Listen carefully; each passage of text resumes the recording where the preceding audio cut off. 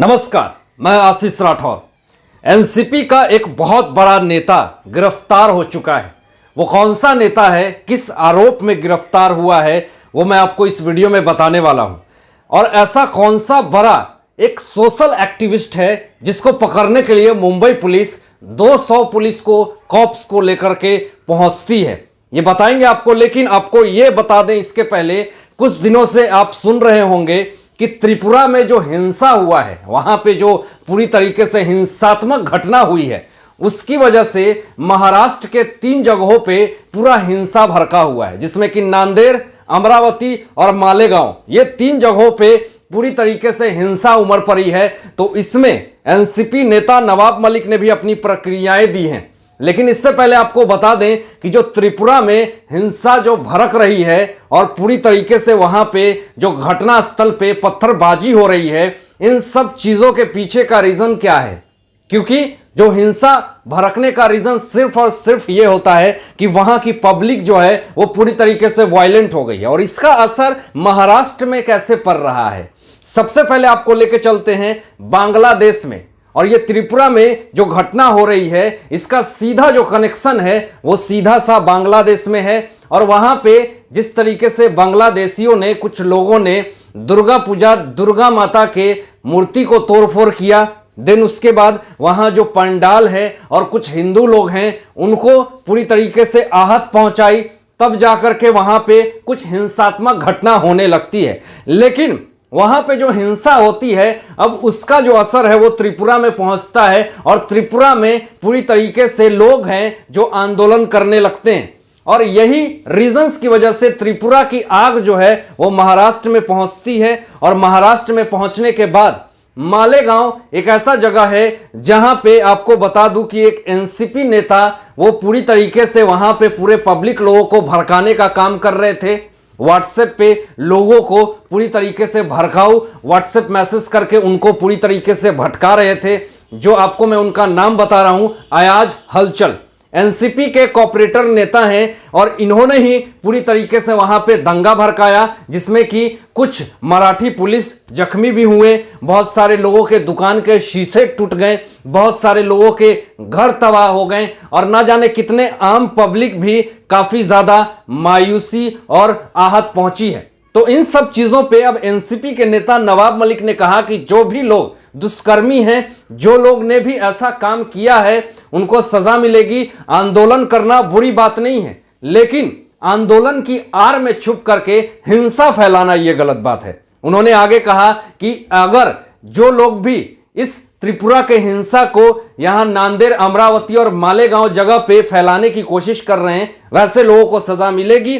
और यहां पे एक सवाल जो है वो पूरी तरीके से खड़ा हो रहा है और वो पूरी तरीके से एनसीपी नेता नवाब मलिक जी से पूछी जा रही है कि जो अयाज हलचल जो व्हाट्सएप से अफवाह फैला करके दंगा करवाने का काम कर रहे हैं, इस पर आपकी क्या राय है, आप क्या कहेंगे? क्योंकि आपके ही पार्टी के कॉपरेटर हैं वो, तो कहीं ना कहीं इस पे आपको एक्शन लेना चाहिए। तो इस तरह की चीजें अब बीजेपी के तरफ से विपक्ष के लोगों ने पूरी तरीके से सवाल खड़े करने लगे हैं। अब जो त्रिपुरा में जो दंगा हुआ है, जो हिंसा हुआ है, वो कहीं ना कहीं अब बीजेपी भी इसको पूरी तरीके से सीरियस ले रही है। और बीते दिनों, कुछ दिनों से मालेगांव, अमरावती, नांदेड़ में वहां पे कर्फ्यू लग रही है और पूरा जो माहौल है वो कुछ दिनों से गर्म चल रहा है और सियासी तो गर्म होनी ही है। अब इसी बीच में एक सोशल एक्टिविस्ट हैं समित ठक्कर।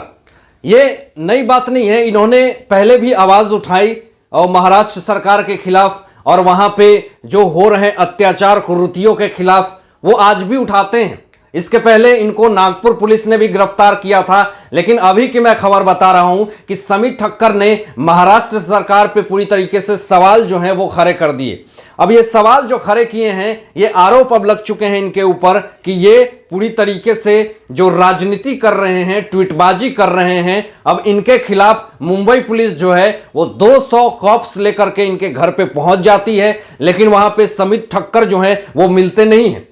लेकिन वहां उनको नोटिस थमा दी जाती है कि आप जल्द से जल्द आकर के अपनी बयान दर्ज करें।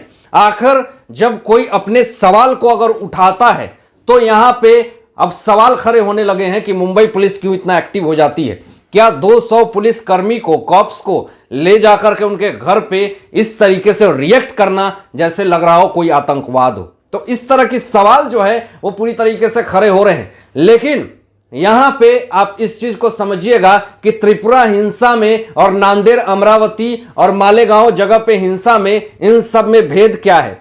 इन सब में भेद यही है कि कहीं पे हिंसा होती है और कहीं पे आग धधकती है। और ये कोई आम बात नहीं है। हमारे भारत देश में ऐसे बहुत सारे ऐसे गुटबंदी बना करके लोग काम करते हैं, हाइड तरीके से काम करते हैं। एक विपक्ष के लोग इस तरीके से अपना एक माहौल बना लेते हैं।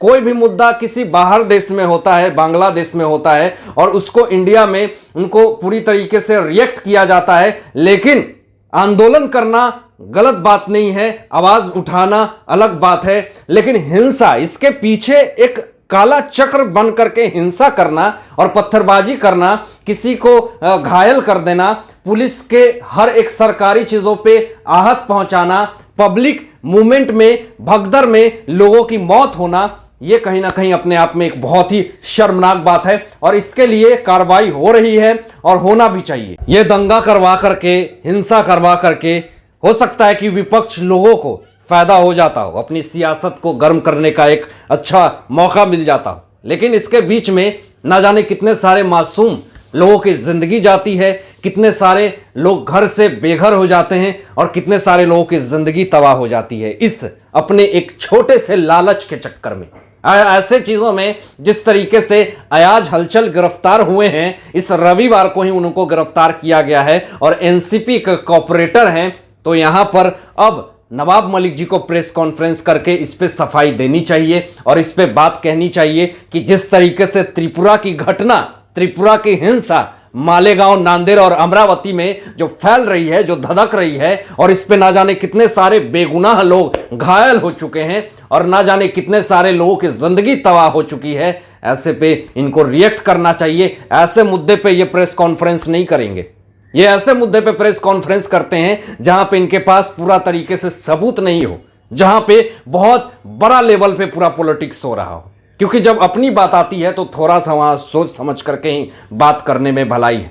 लेकिन यहां पर जो सारा माहौल जो क्रिएट हो रहा है, यह कहीं ना कहीं इस तरह का दिखता है कि एक निजी फायदे के लिए यह पूरा दंगा करवाया जा रहा है। क्योंकि त्रिपुरा में इस तरह का माहौल क्रिएट करना और उस माहौल के चक्कर में महाराष्ट्र में इन सारे जगहों पे दंगा होना, यह कहीं ना कहीं अपने आप में बहुत ही बड़ी बात लगती है और बहुत बड़ा राजनीति लगता है। हालांकि इन सारे मुद्दों पे, इन सारे बातों पे आप लोगों की क्या सोच है, आप लोग क्या सोचते हैं, इसमें अपनी विचार जरूर व्यक्त कीजिएगा। और ऐसे ही लेटेस्ट अपडेट पाने के लिए इस चैनल को सब्सक्राइब करके बेल आइकन प्रेस कर दीजिएगा और अपना ध्यान रखिएगा। Thanks for watching my